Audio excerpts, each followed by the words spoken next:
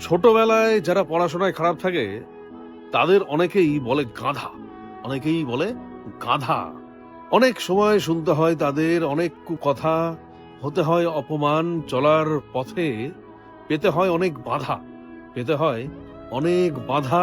কিন্তু অনেক বছর পর আজ বুঝি মানব জীবনটা আসলে এক মস্ত বড় ধাঁধা।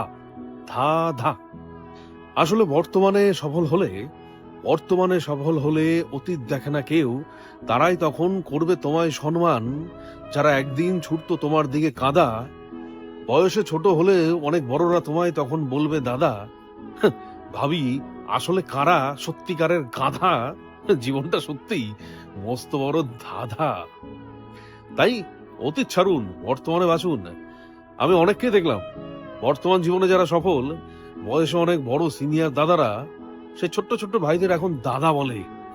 আসলে পড়াশোনায় খারাপ থাকলে নয়, এই এখন বোঝা যায় আসল কারা গাধা।